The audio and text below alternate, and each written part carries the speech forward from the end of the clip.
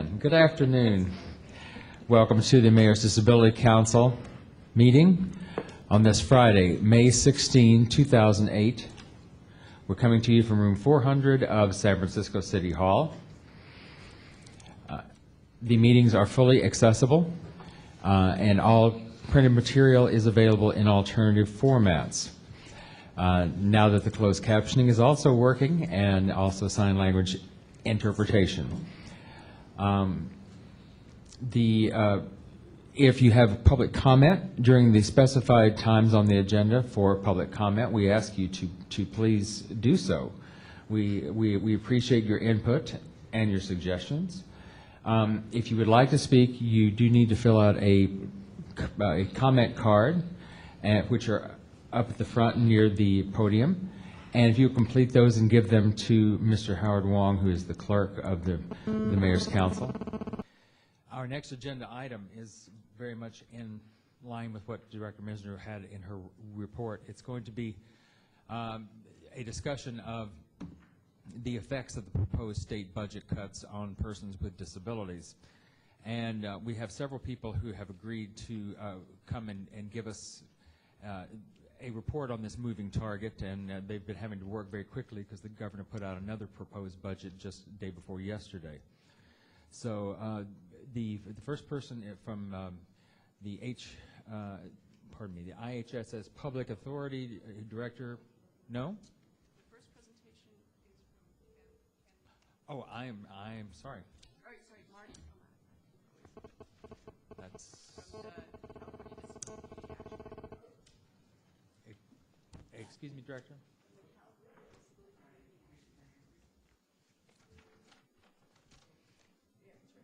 Okay, thank you. Okay, but I didn't see that there. Okay, thank you very much. Yeah, the California, the first item, pardon me, I actually skipped over, was the California Disability Community Action Network. And then the next presentation will follow that with IHSS Public Authority Director Donna Calame, and I hope I'm saying that right. Please excuse me if I'm not.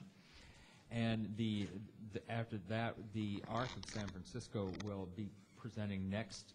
That would be ARC Director Tim Hornbecker, I'm sorry, and. Through the chair, I'd like to welcome Marty Omoto again. It's been a few years since you've appeared before us, and we really appreciate you coming with all the work you do on the state budget from Sacramento today in this great heat wave. Welcome. Yeah, thank you very much for inviting me back. Actually, I came from Sacramento, which was 100-degree weather, thinking I could spend some time here in the cool weather of San Francisco, and discovered I have brought the heat with me. So I just want to, my name is Marty Omoto. I'm a disability advocate. I've done this for the last 30-plus years. I do it without a salary, and I do it for a commitment, partly because of my family. My sister had developmental disability. She passed away a couple of years ago. I don't know if that gets in the way. I bring her picture at every time I speak. I don't get a salary, and I do it for commitment in the way that many of you are committed to the issue of disability rights. I'm also here today in memory of a good friend of mine. His name is Warren Mattingly. He is from San Luis Obispo. He died about 2 years ago. He used to come up to the Capitol to testify, not just for himself, but for everyone on disability rights.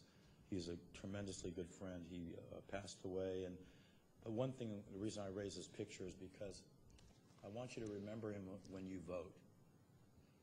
He fought for voter rights for people with disabilities, and there's a thing called the Warren Mattingly Signature Stamp Act that's named after him. I worked on that bill. That bill was approved and signed by the governor. It is now law, and it allows a person with disabilities who uses a signature stamp to use it for all voting purposes. In other words, you don't have to have someone to witness, to be a witness any longer. And you owe that to Warren Mattingly. And I just want you to remember him. I'm here also to let you know that I do these reports that that I send out to over 45,000 people across the state. They're people with disabilities, seniors, policymakers, and it's free, and it's information on disability rights issues and mental health rights issues and senior issues. And sometimes they're short, and sometimes they're 9 or 10 pages, and usually when that happens, it's because I drink too much coffee. So the longer the report, the more coffee I had. We also put on free town hall telemeetings where people access using toll-free lines across the state. The reason we do that, we're trying to bring policy making to where people live.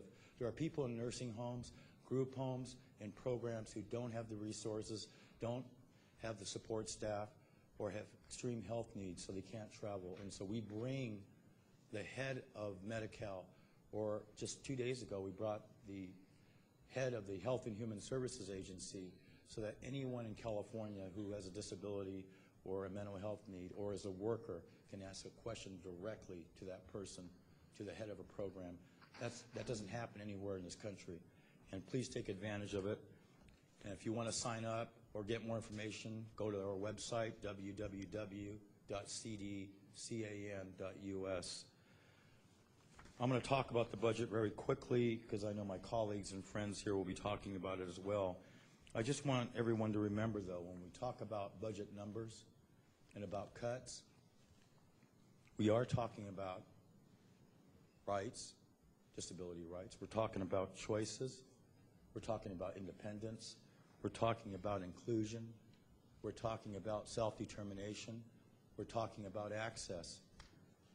But most importantly of all, when we're talking about devastating, horrible cuts, we are talking about the lives of children, of adults, and seniors. These are people that we love. This is our community. So every time you hear a number, 5% here, a 10% reduction over there, we are talking about an impact on someone's life. And I want to remind all of us of that, because sometimes in a budget crisis we get caught up in the numbers, and we have to remember that. And we also have to remember that we're one community. There are people who will try to say, this person with a disability is over here, or this family member is over here, or this worker is over there. We are one community. Whether it's mental health needs, seniors, people with Alzheimer's, we're all one community. Frederick Douglass once wrote, when poverty is enforced, when justice is denied, when any one person or group of people are made to feel that government is an organized conspiracy to rob, degrade, or oppress them, whenever that happens, then no one, no person, no property is safe. So the lesson in that quote is to remember that we're all at risk and we're all one community. I'm going to talk about the cuts very briefly and take any questions and also turn it over to my colleagues. First of all, CalWorks, which is the Welfare to Work program, is getting a cut in their cost of living money, the money owed to them for 2008-2009 for the entire year, and also a 5% reduction in the money they get, the grant. Now, why is that important to people with disabilities? Because thousands and thousands of children with special needs and disabilities are in the CalWorks program. In addition, many of the parents who are in the CalWorks program are people with mental health needs or disabilities. That is our community too. The governor is proposing a pretty devastating cut to SSI, SSP. Those are the grants going to the lowest income people with disabilities, the blind and the elderly. Talking about a total one-year elimination of the 2008 as well as the 2009 cost of living money that is owed for the state-funded portion of the SSI, SSP grant. That's the SSP portion. That's 2 years. I should remind people that out of the last 19 years, the state has suspended that, I think, 14 or 15 times. The governor is also proposing not passing through, so it's cutting, the federal increase that is due January 1st, 2009. That's the money that's due to people on SSI that the governor will not pass through if the legislature approves it for the entire year of beginning January 1st, 2009. He's proposing the total elimination of a program that's not well known. It's called CAPI for short, but it's the Cash Assistant Program for Immigrants. Why is this program important to people with disabilities? That program is for legal immigrants who have disabilities, who are blind, or low-income seniors. There's 10,000 people who are legal immigrants who don't qualify for SSI. That program, the governor's proposing to be totally eliminated effective August 1st, 2008, if the legislature approves it, and also if we allow them to do it. In terms of regional centers, which is funded by the regional centers, provide community-based services for people with developmental disabilities, including people with autism. Not a lot of new proposals to cut 2 days ago, but the governor had previously proposed in January a $350 million reduction in spending for regional center-funded services by freezing rates, by freezing programs. They call it cost containment. And as you go to Sacramento or you hear about the budget cuts, you'll hear various terms that don't make sense, and that's one of them, cost containment, because you can't contain costs, and you really can't contain people's needs, but that's what they call it. And that cut was approved in February by the legislature, and is now permanent, is now a permanent cut. It's a freeze on the money that community-based organizations like the Arc of San Francisco receives from the state of California. What that amounts to is essentially freezing the wages of workers who provide supports and services to people with disabilities. In addition, what the legislature did not act on yet was a 10% reduction, permanent reduction to supported employment program for people with developmental disabilities. Legislature has not acted on that cut yet. 10% reduction to the Office of Client Rights Advocates. These are people that when there's a problem and you appeal to a fair hearing and you turn to the Office of Client Rights Advocates, and the governor's calling for a cut that would reduce the effectiveness of that program. In IHSS, and Donna, my friend and colleague, will talk in detail about that, but that is a devastating cut that the governor is proposing. He's proposing rolling back worker wages, essentially, by rolling back what the state is supposed to fund for worker wages. They call it state participation, but he would roll it back to the minimum wage and also minimum wage. In addition, he's rescinded his earlier proposal for across-the-board 18% reduction in hours for non-medical, domestic, and related services. And as Donna she knew about this too. When we first heard that news, we thought, well, great. And then there was a second piece of news, which was to replace that proposal, which is even worse.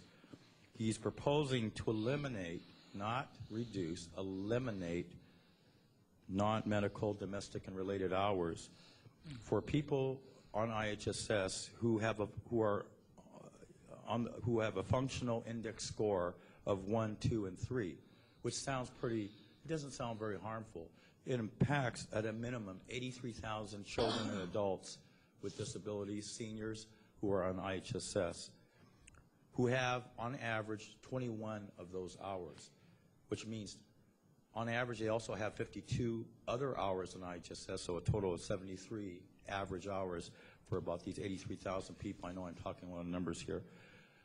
But for a person who has 73 hours on average, they would totally lose 21 hours of these domestic and related hours if they had a functional index score of 1, 2, and 3. And Donna will probably go in more detail of that. In addition, the governor's proposing no longer paying the share of costs for people who have to pay a share of cost for IHSS, who have a functional index score of 1, 2, and 3. The governor is also proposing to continue to propose a 10% reduction to the counties for the administration of in-home supportive services, and the state legislature hasn't acted on that. On Medi-Cal, you've heard a lot of discussion on that before, and San Francisco take a good position on trying to fight that cut. The 10% across-the-board provider rate reduction still remains in effect. The legislature approved that in February. There are 2 lawsuits, but nothing's happened on those lawsuits yet to block it. There is the proposal by the governor to eliminate optional benefits, 10 of them, permanently, which includes adult dental, audiology, optician, optometry,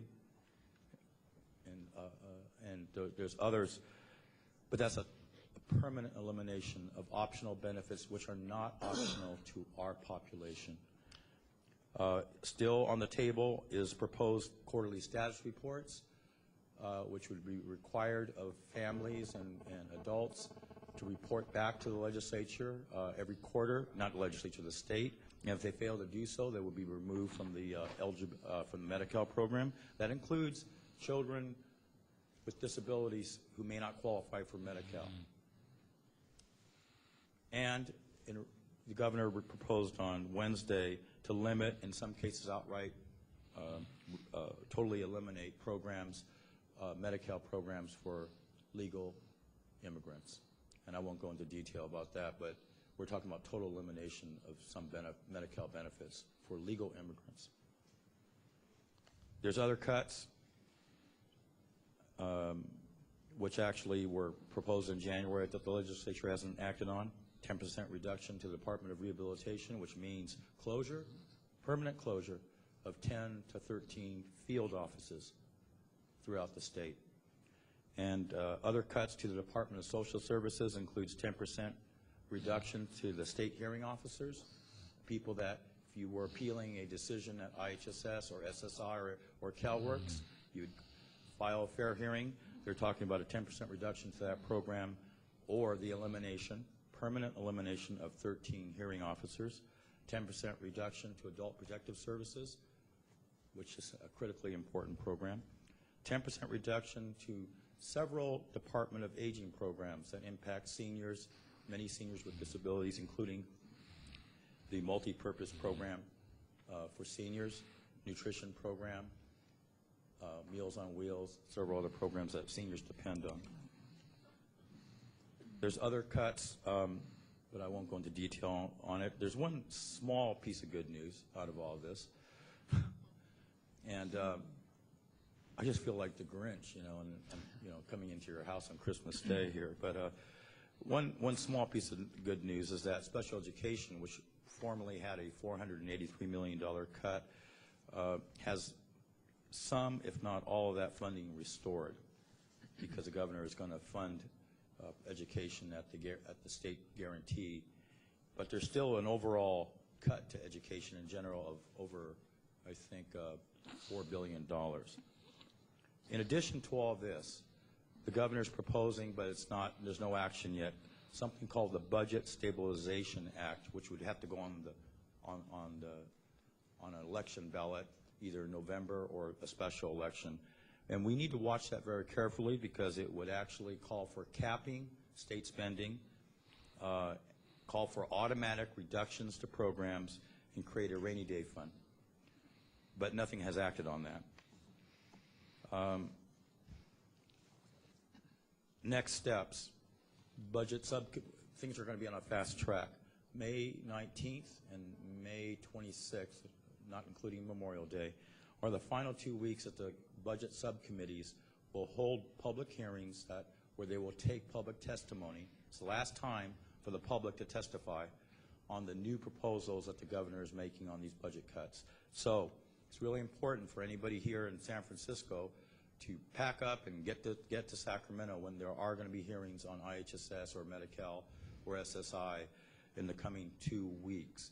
No hearing dates are available at this point. There's only one hearing that's scheduled currently on Wednesday, May 21st at 10:30. It's the Senate Budget Subcommittee on Health and Human Services, but they're focusing on DDS, that's Department of Developmental Services, and a few other departments. But no hearings are yet scheduled on IHSS yet or Medi-Cal. One other thing is deadline is May 19th, register to vote for the June 3rd primary, very important. There's a proposition on the ballot that impacts people with disabilities, Prop 98. Budget is supposed to be passed by July 1st. And how many people want to bet that there's going to be a budget by July 1st? Another problem to be aware of, if there is no budget on July 1st, if there's a long delay, we're talking about, in addition to the cuts, potentially devastating impact to a lot of programs because the state won't be able to pay them. So we need to be aware of that. Now, what do I recommend that you focus? City of County, City, the Republic of San Francisco, whatever you call yourselves. Oh, that's Berkeley. I'm sorry, that's Berkeley. But for the Disability Council here, you guys do tremendous work, and that's why I came here, and pay tribute to your work, to Susan's work, to the work of the council itself, to Ken. I would suggest, first of all, that you focus in on some of the more devastating cuts. And the reason I'm going to say this is because if this cut is approved, it will set a trend. So I would recommend that you focus in on the cut to in-home supportive services, particularly, well, the wage issue is really important because workers need to be paid a decent wage, and if you don't pay them a decent wage, you won't have a worker, which means you're going to be isolated in your home. But the more troubling part of the IHSS cut is targeting people with disabilities who, quote, have higher functional ability. That is wrong, because what that does is places the wrong incentive, especially on children with disabilities, who, why would you work with anyone to have more independence if you're going to lose everything that allows you to remain in the community? That's a bad trend. And if the state approves that cut, and Donna will talk more about it, that type of philosophy, that type of mindset will cross over into every other area. So we've got to stop it for that reason alone. We cannot allow the state of California to say that a child or an adult that has a functional index score of 2 or 3 is less deserving to live in the community than a person with a 4 and a 5. And if we don't educate the public that that is wrong, they will do it. Everyone has a right to live in the community. The other one is to focus in on SSI and SSP. That cut of the cost of living money that is owed to the lowest income Californians, and the fact that the state of California has given raises to themselves in the state legislature, it is totally wrong. And again, that impacts seniors, it impacts the blind, it impacts people with disabilities across the board in California. We can't allow that to happen. So those two things I ask that you consider focusing on in the coming weeks. And I'm going to turn it over to my colleagues now. And I appreciate you inviting me. I just want to remind you again, I'm here because lives matter, and particularly that my sister's life mattered. Thank you. Thank you, Mr. Omoto.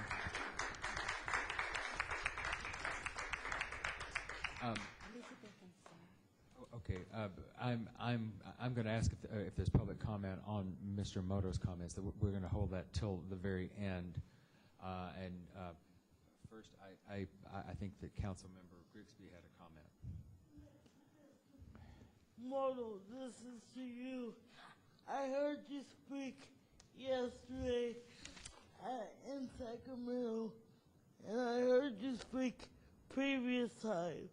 I just want to say, you and your sister and other people are the reason why I love being an advocate. I just want to say to you, keep up the good work, and you are the reasons why I do what I do, because it's people like you who give me the hope. I know you just say you feel like the Grinch, but damn it, keep up the good work. You do. You rock. I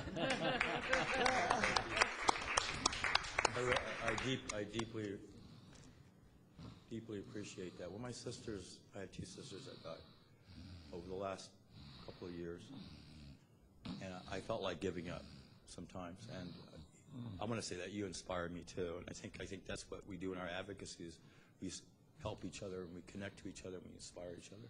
But I really deeply appreciate what you just said. Thank you. See. I've got a few questions. I don't know who to direct these to. One is, I'm just wondering if there's all these cuts, where's the money, where's it going? Does anybody have any thoughts on that?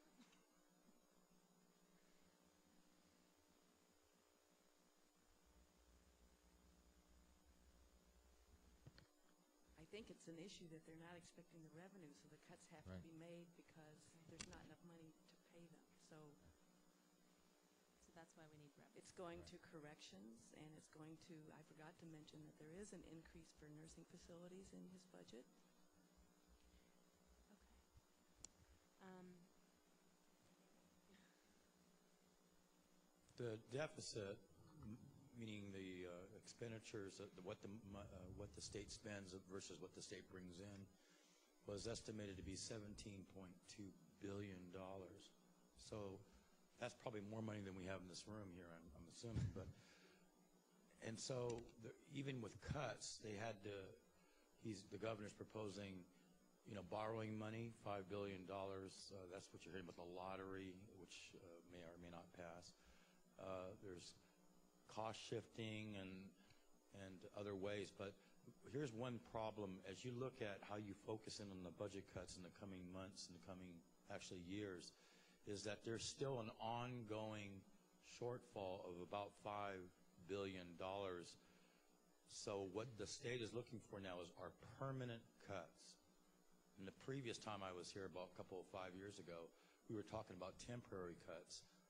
Now they're talking about permanent cuts, permanent elimination of programs, 10% permanent reduction to adult day health and other Medi-Cal programs. So we're talking about an ongoing major problem, and it's going to impact the counties and what you guys are able to do too in terms of providing services. It's a good question, like where is the money going?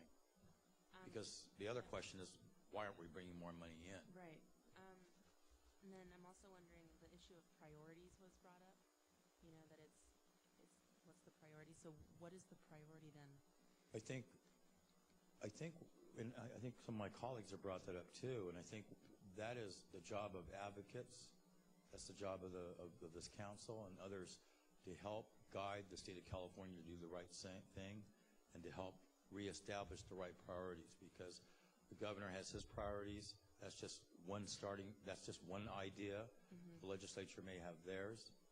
The council here, you guys may have your own. And I think that's one of the things that we talked about, is how do you focus the state to do the right thing and focus on the right priorities. So you're asking the right question. I guess the idea now is, what's your next steps to make sure that happens? And by the way, it's an ongoing battle. It doesn't, after they ever pass a budget, it doesn't end there. We're going to all have to keep people on their priorities. So it's a good question. And then I'm wondering about the functional index scores that was brought up. What assessments are used to determine that, and can you just speak a little bit about that, please? Well, to be honest, I think we could really bog down the meeting with that. But Okay. basically, people are, when they are found eligible for IHSS, Okay. the state has put a lot of energy into, there are particular tasks that have to be approved for how long it will take for that individual. So people are found eligible by social workers in the Department of Aging and Adult Services, and a social worker then goes out to their home and assesses what they need. And I'm looking for my sheet that part of the functional index, There's like a rubric or something? it would be like in relationship to everything. Let's say doing your laundry. Can you do your own laundry? A rank of 1 means that the person, although the person may have difficulty in performing the function with or without a device or mobility aid, poses no substantial risk to his or her safety. So in other words, it's a task that that person might be able to do, but if they can't, it doesn't pose a risk to their safety. But then each rank goes up higher and higher to 5, where a recipient's functioning shall be classified as rank 5 if he or she cannot perform the function with or without human assistance. So, like I say, it could really bog things down, but it is a way for a social worker to make a judgment on what the person's functioning capability is in relationship to things like getting in and out of bed, making shopping, How limited are they? making their dinner, this kind of thing. And then when all those times and functions are totaled up, someone gets a certain number of hours a month. And then what we're talking about here is not things related to personal care, like getting in and out of bed or dressing or bowel and bladder care or personal care, washing your hair, but domestic and related services like shopping, cleaning, fixing food, laundry. Does that help a little bit? And I mean, if you're really interested in it, there are definitely other documents that could be provided. Okay. Thanks. Okay. Is there any other comment? I have one more. Bothered by all the presentations because it sounds like we are creating more opportunities for people to fall through the gaps, and we're penalizing people who are trying to act and live independently in the community, and that's very troubling. I guess my main question is, I don't know if anyone here can answer it per se, but it's not like a 10% cut. That where do these people go? What do they do? Who's going to take that burden? Are they don't just disappear somewhere. Do we have social services? Are they gearing up to take all these people? Do we have Laguna Honda Hospital, who actually, in fact, is really supposed to be for more people who need to live there? You know, we seem to be driving ourselves into a hole with how we allow people to live in the community. And I'd like to, from your expert presentations and opinions, when we do as advocates to our community go out and speak on these budget issues, you know, and give a human element to them, and I think that was really valid to see that human element. I mean, I'd really like to know, how do we really impress on people that these are very serious cuts that are ultimately going to affect us all, whether we depend on one of the services just now or not? It will affect us all. There will be a lot of human misery. That's all I can say. And some people will end up institutionalized. Some people will not want that to happen. They will struggle in the community as far as they can. Some people may not make it. And I think putting a human face on this will require a huge amount of education, because it's very difficult in a society that doesn't like to think about death or disability or limitations of any kind to pay attention to these kinds of things or issues about poor people. And it's just going to be very hard, and that's what my remarks were directed to, of how disappointing the governor is, in the sense of coming into office with a lot of promises about changing the structural economic problems for the state, and he's done nothing about it, and will not face the notion of asking everybody to pay something toward getting us out of this. Yeah. They're afraid to ask people with more resources to put forward something to solve these problems. Yeah, Tim, I think you had something. Tim Hornbecker. Yes. The state has had a philosophy and is going towards a direction of self-directed services for people with disabilities. And what, in essence, this is doing, it's a very short-sighted lack of a solution. It's a very inequitable solution. Taking a 10% cut off every program in the state, all programs aren't equal. Some programs are more necessary than other programs. And this has not been brought up, and I think it was very illogical for the governor to make that type of a decision. And our people who can least afford some of these cuts, and especially in lieu of the philosophy, and not only the philosophy, but the legality of people, and the Olmstead Act was mentioned, people have a right to live in the least restrictive setting.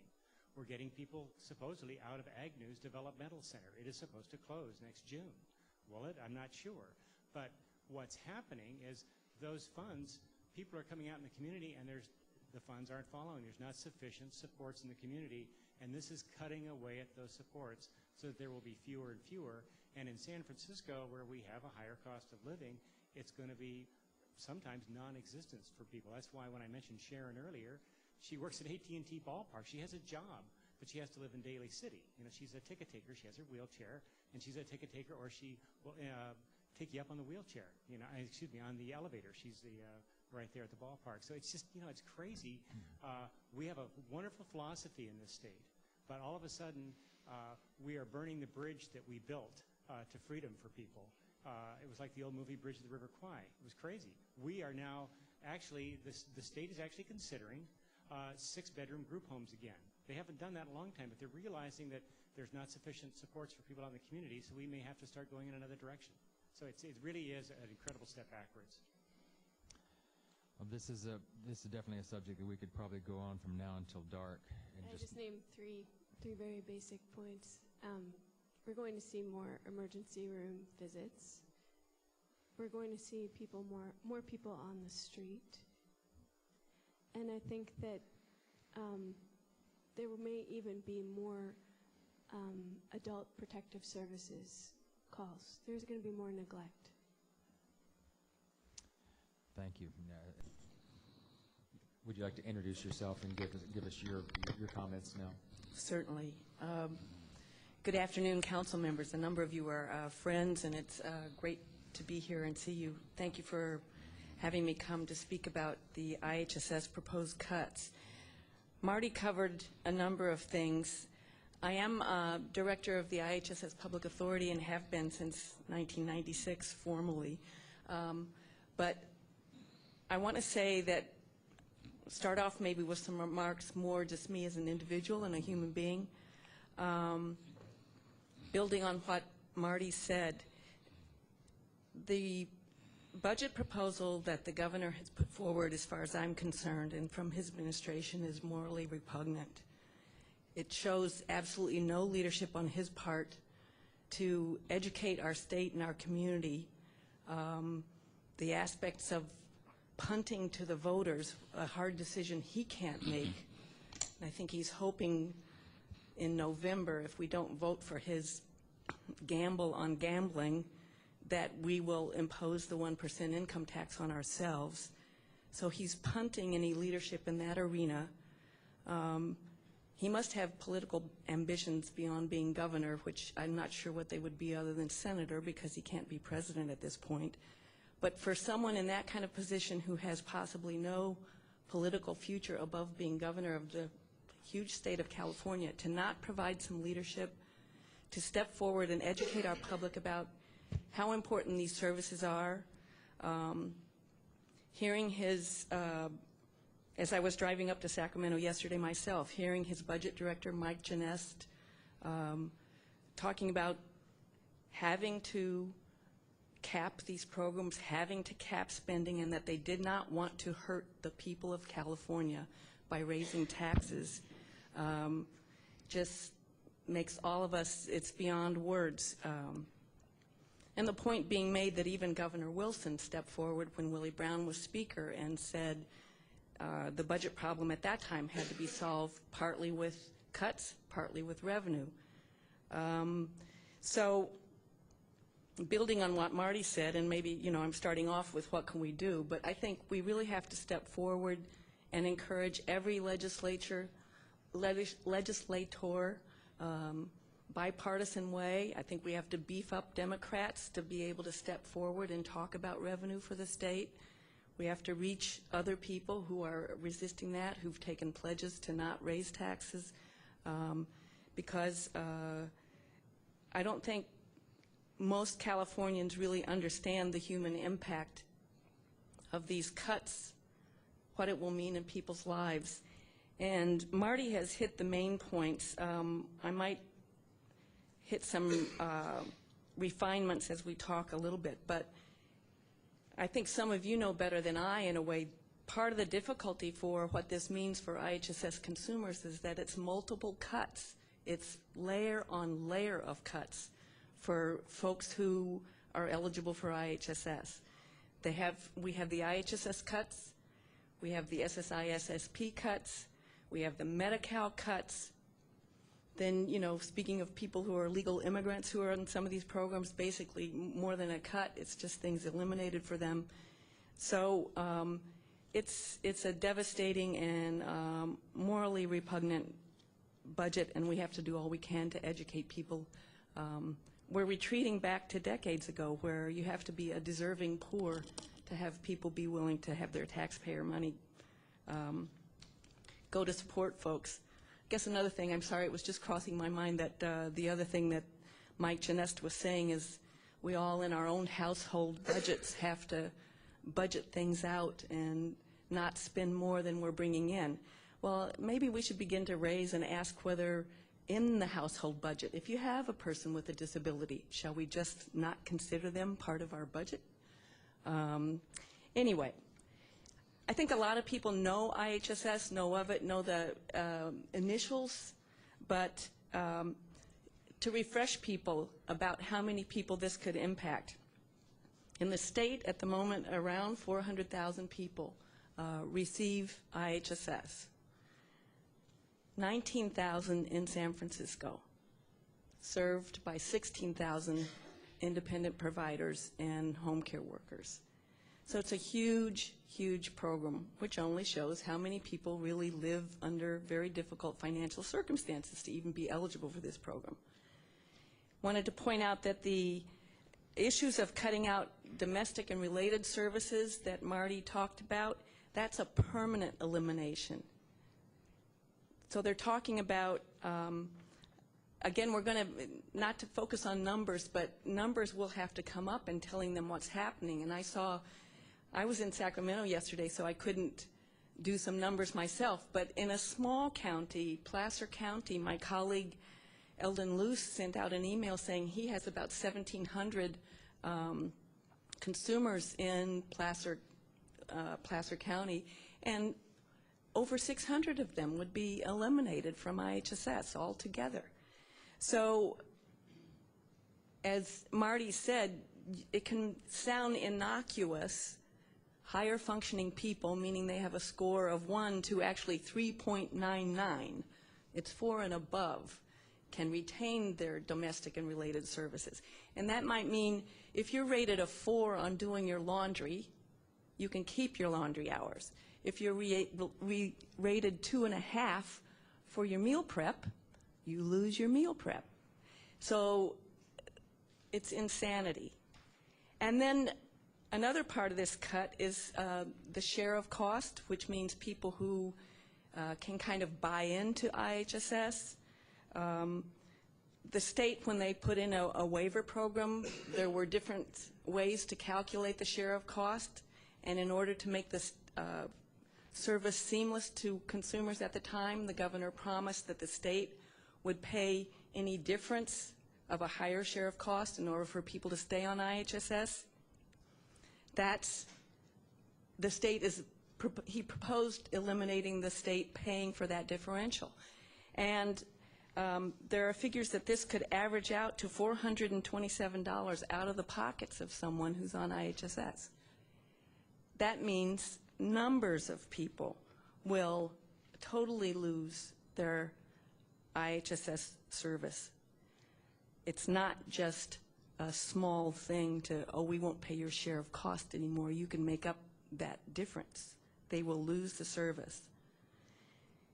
Marty pointed out, rolling back the wages and benefits for the workers, the whole notion of the public authority was to bring consumers and workers together, and the first step is improving wages so that consumers can find someone to hire, so they don't feel like they have to keep maybe underperforming worker and might not find somebody else, because who's going to work for minimum wage?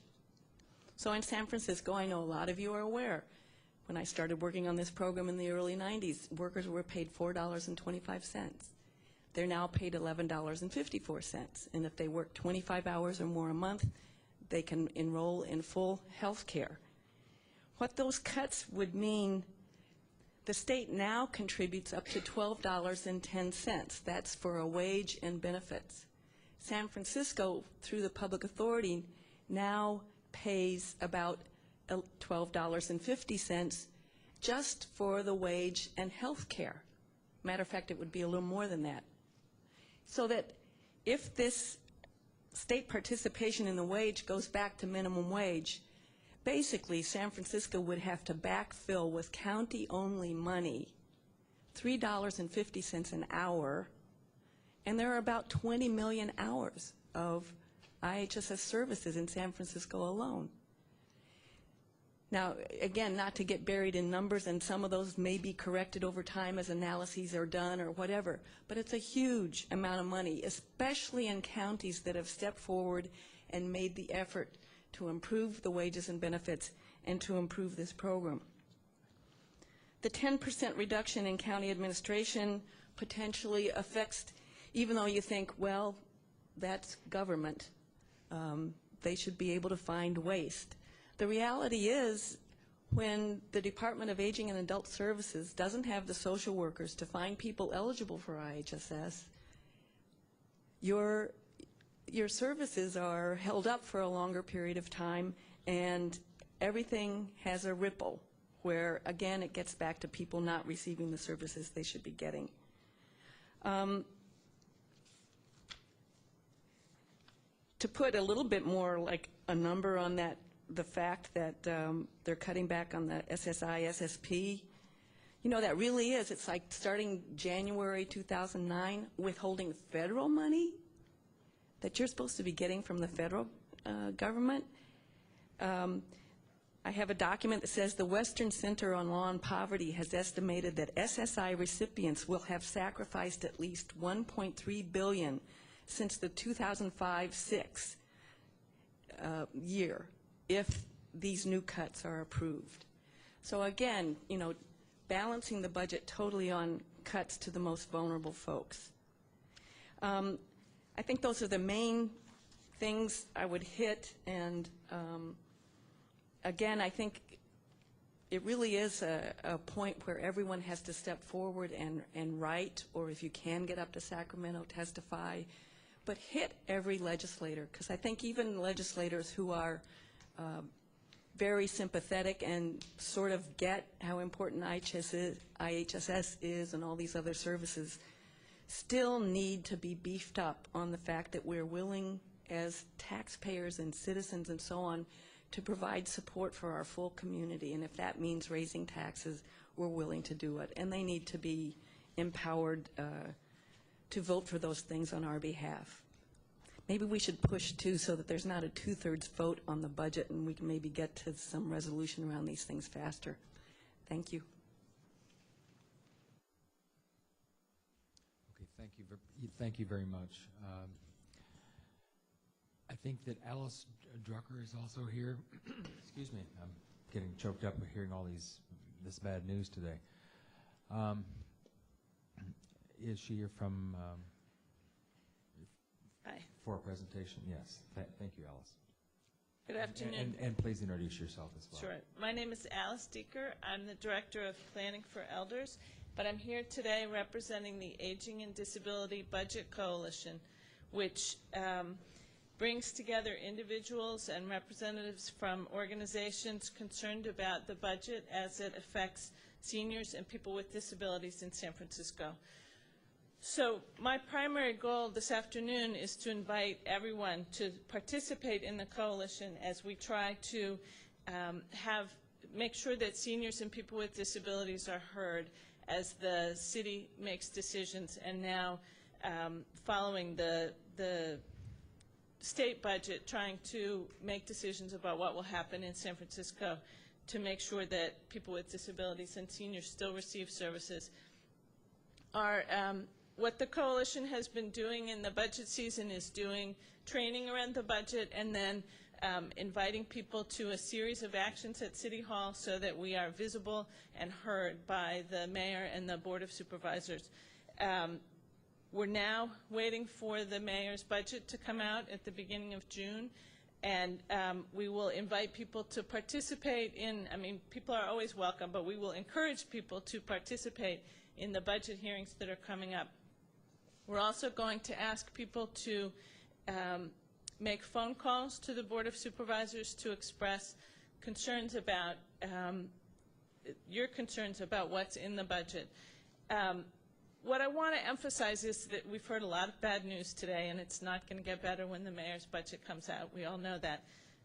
But what I think we need to express is that every decision that our legislators make is about setting priorities. It's not, I mean, as Donna pointed out about the governor, it's not that we have to take the choice to punish people who are low-income, people with disabilities, and seniors because they need services. It's all about setting priorities, and we need to encourage our legislators to understand that the services we get that keep people in the community are priorities for all of us, and that that's what should be reflected in the budget. So I hope that all of you will participate in our efforts and support the work to try to make sure that that's the message, and that is how the Board of Supervisors make decisions about the budget coming up. What I'd like to do is encourage anybody who wants more information about the coalition to call Planning for Elders, which serves as the facilitator of the coalition work, and our phone number is 703-0188, 703-0188. And we will be meeting after the mayor's budget comes out on June 4th at 965 Mission Street in room 700 at 12:30 to make plans for our response to the budget once we have it available. I'd be happy to answer any questions if there are any. Thank you, Ms. Excuse me. Thank you, Ms. Decker. We will have public comment at the end. If there are also any other questions, we'll have the council members ask you at that point. Thank you. Thank you. Next will be Mr. Tim Hornbecker from the Arc of San Francisco.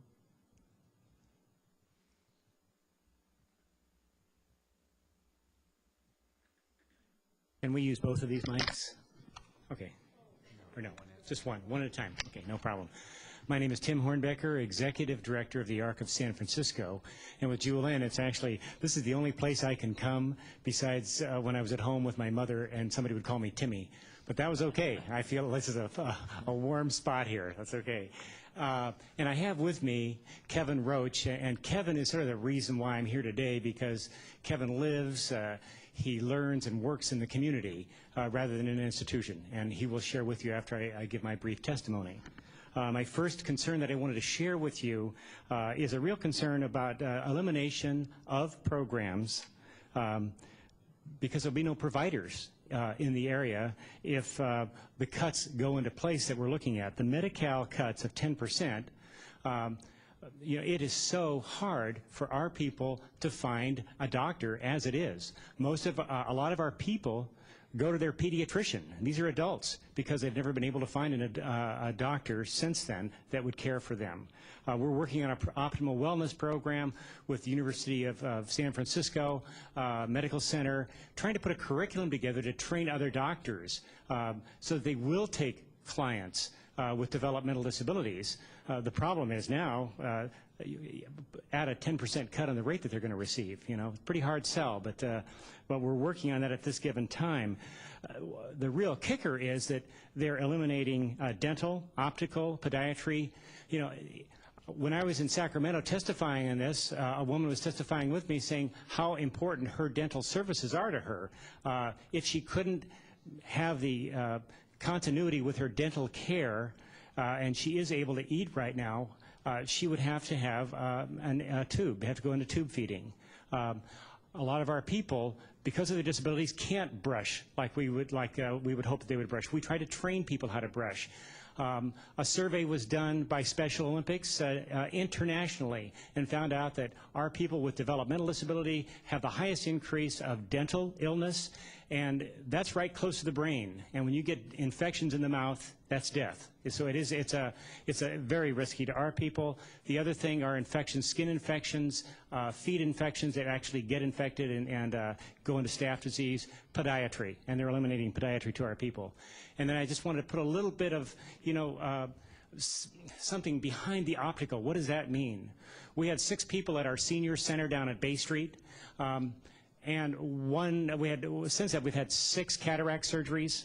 One of those persons had been placed in a nursing home, and you can imagine how expensive that was, rather than live in her own apartment in the community and come to our senior service activities.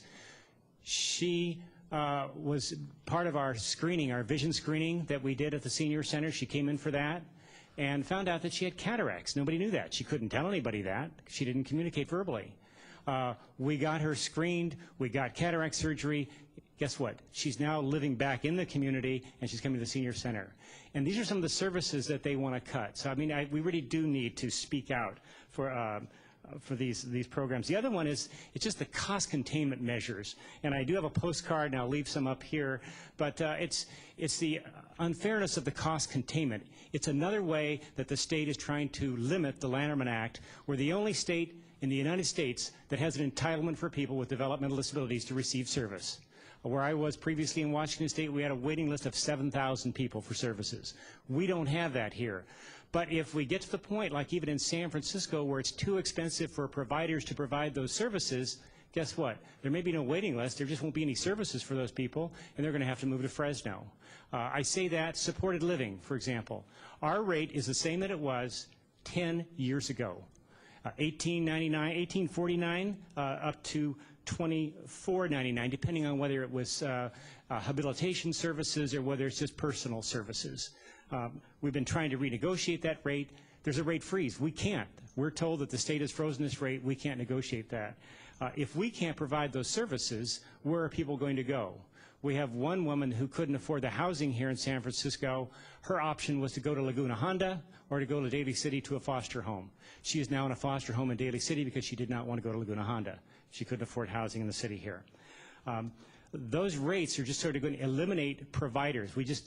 Last year, we suffered a $500,000 loss in augmenting our budget by fundraising for these services. My board tells me I can't do that again this year. You know, for the state to ask me for another $500,000 donation to them, I can't do that. So how can we stay in business? If people then have to go to Laguna Honda, and you as representatives of the city and the county, I mean, that's $50,000 per person that the city pays, and that's only 1/3 of the cost.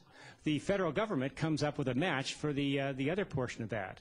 We're saying it's not money well spent. We designed our supported living program and our independent living program to help move people out of Laguna Honda. We have clients who come to us during the daytime, receive our services, and they go back there at night. We want them to be able to live in the community permanently, but we're not getting any help from the government. We're just almost getting discouraged saying, we're going to freeze those rates. And then I don't want to leave without saying that supported employment, as was mentioned before, the cuts to that 10% cut, and I'll let Kevin talk to that a little bit. I mean, he receives job coaching. He is an SEIU union member doing IHSS in-home supports, you know, but he needs a job coach to be able to continue with some of his services and get education in that area. That 10% cut just means fewer job coaches, fewer job developers, fewer jobs for people with developmental disabilities in San Francisco who would become taxpayers and would have the dignity of having a job. So these are the kinds of things I think we have to fight against, and I'm going to have Kevin share just briefly with you of what these services mean to him. Hello, I'm Kevin Roach. I live at 5th Avenue, and I am a worker, and I have a trainer that helps me do all my, banking, and learning how to read a little bit, and then learning how to read, and I'm starting to do that. And if there's a cut, I'm going to go down. I mean, I'm really not going to be served right, and I'm not going to be up. I'm going to go down and be more depressed and more, I don't know. And then I'm worried about, I want to work and I want to be in society, and I'm afraid about I might have to land I have no family. I will land in Laguna Honda, and that's my work. I mean, I don't know where I'll go. I mean, these people help me, and I'm saying that for all the clients at the ARC, that every single person has to have a job coach and help, because we can't do it ourselves. I'm already afraid, and I think these things we're going to go down. We're not going to go. I mean, we are gentle people. We haven't done anything wrong to anybody, and I'm afraid. You know, these people.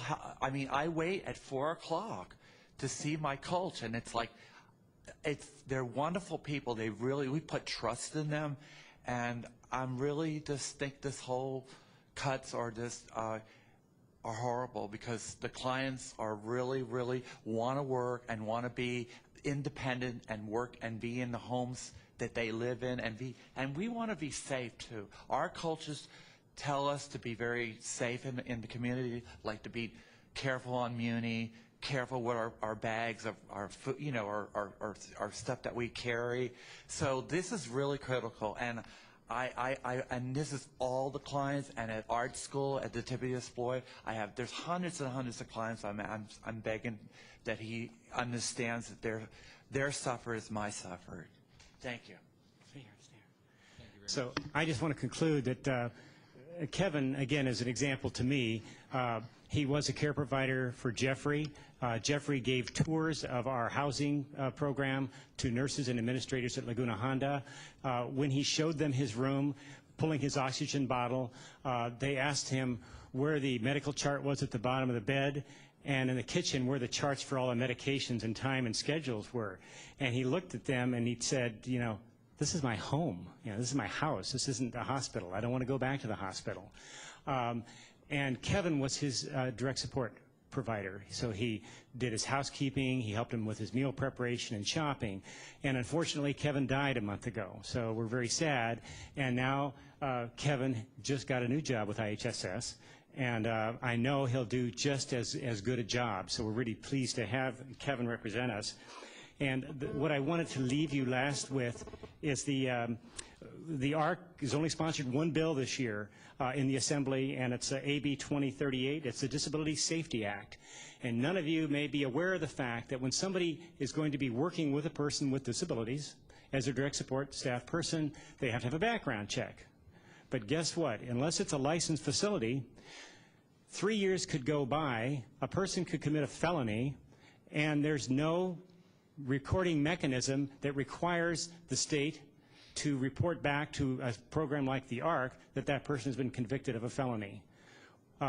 Thanks to Fiona Ma, thanks to Patty Berg, we have this Disability Safety Act 2038, and we're certainly hoping that that goes somewhere, because our people do need that safety. So maybe that's a little bit of a light we're hoping passes, but these cuts just are not tenable. Thank you. Thank you very much, Tim, and thank you, Kevin. The next presenter in this litany of bad news is, that's about the only way to put it, is Erica Shane Hamilton from the Adult Day Services Network.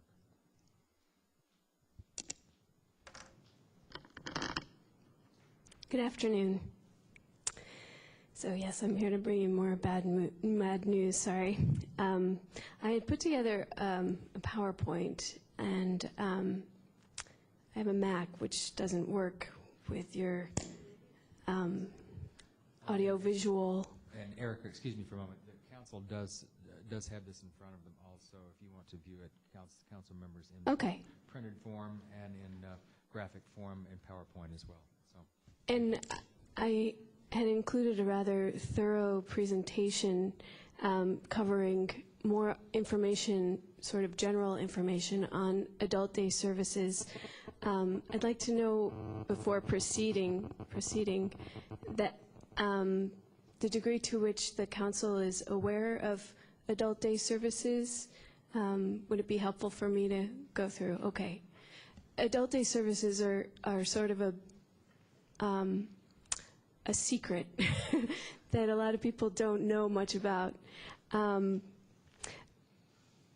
So I'll start with the beginning of the presentation that I had sent along in advance. Adult day services are daily care and support for frail adults and for adults with disabilities. Many of the participants at centers are above age 60. However, anyone age 18 and above is eligible for adult day services. The eligibility includes impairments, physical or mental. Therefore, all individuals who go to adult day healthcare centers have disabilities. So among people who go are people with Alzheimer's and dementia, as well, people in need of rehabilitation. For example, if they've had heart surgery or other kinds of catastrophic illnesses. In this city, there are approximately 2,200 individuals going to adult day services at the 13 different centers. And I had put in a photo of a couple of people playing a game which looks like something that anybody might find fun, but actually the activities are designed for specific reasons to help people to practice dexterity and cognitive kinds of exercises and social relationships. There's a very strong sense of community at adult day services centers. People thrive. Adult day services are a long-term chronic care option, often overlooked. They help to maintain people at their highest level of function, helping them to stay at home, staying independent. As we know, the Olmstead Decision provides for people with disabilities to have the right to stay at home. And adult day services really make that possible in some cases for people to be able to maintain nursing care, especially at their homes, in their communities. So there's a supervised daily environment, physical, social, intellectual, creative stimulation, respite from caregiving. So family members who often work full-time and are often burnt out are able to have some relief. Adult day services enable families to stay together. In this presentation, there's a continuum of care. On one side, living alone. On the other side, nursing facilities. Adult day services prevent people from having to go into nursing facilities. Oftentimes, adult day services are combined with in-home supportive services, which we heard about earlier.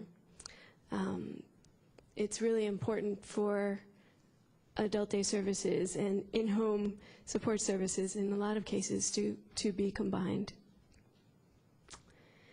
There are two basic kinds of service: adult day health care and adult day social programs. Adult day health care are a clinical model. They're licensed by the California Department of Health Services. There's a thorough intake assessment for each potential client that includes medical history, health and status, social support environment. There's ongoing case management. Essentially, it provides a nursing facility in the community that people can go to via paratransit, or in some cases, there are 2 adult day healthcare centers where people literally live upstairs. They take an elevator down to the bottom floor or the second floor, and there's an adult day healthcare center for them, so they can easily live in their communities. Adult day healthcare can be paid for by Medi-Cal, which is one of the reasons I'm talking to you today, because 10% cuts are going towards the adult day healthcare provider rate it's going to devastate adult day health care. It can also be paid for by Veterans Administration's benefits, and in some cases, long-term care insurance. There's another photo in that presentation with another person sitting down and smiling. I have often seen in visiting the centers a lot of people smiling, and that is just, I think, in contrast to being institutionalized often. Not to say that all institutions are like that. Another level of service is adult day support.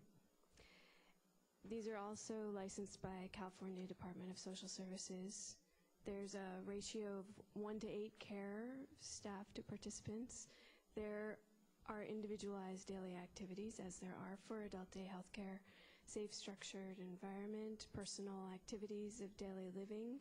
Therefore, if people need help in eating, in all sorts of daily activities, they can get that help.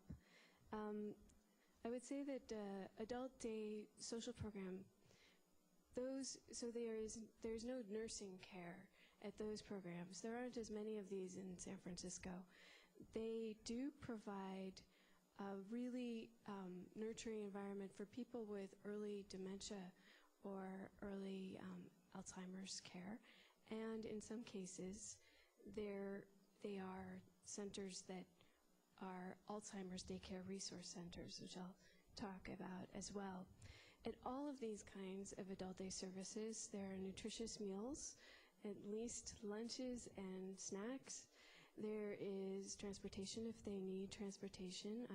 I'm actually a vice chair of the group van services for the Paratransit Coordinating Council, trying to make sure that people have good access.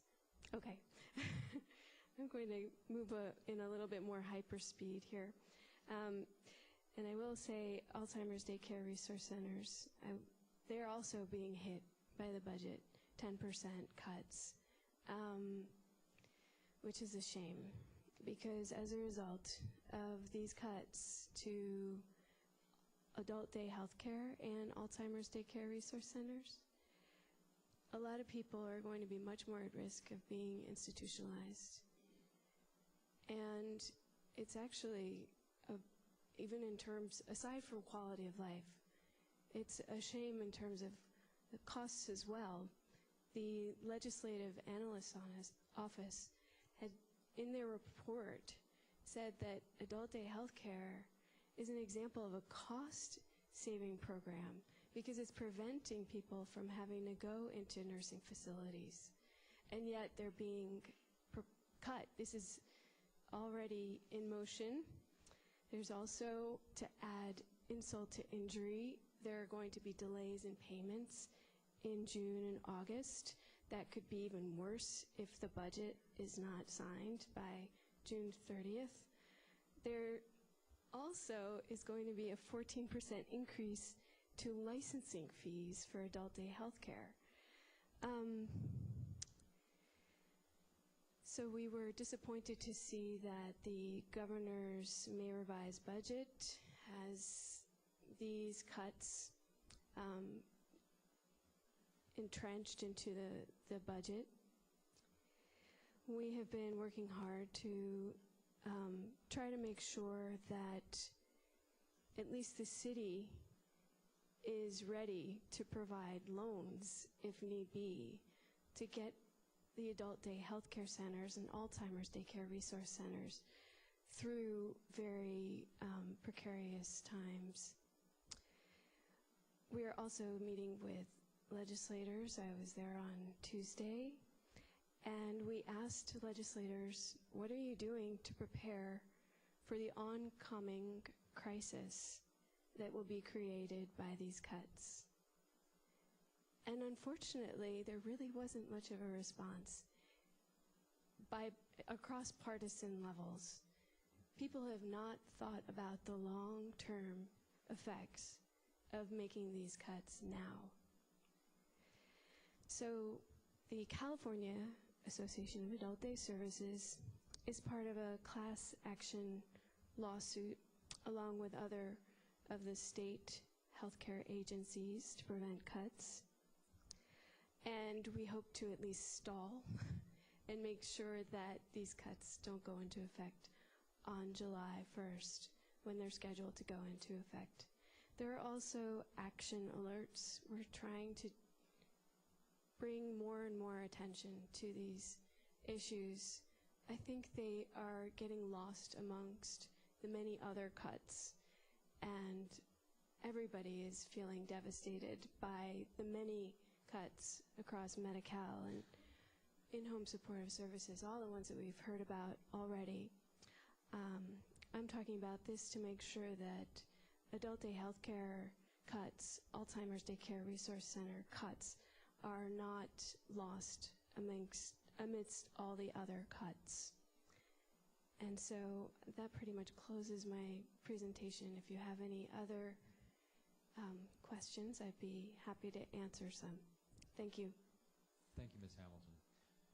We are, of course, we are running a little longer than planned. I wanted to ask Mr. Fields if he was able to stay to present and ask questions.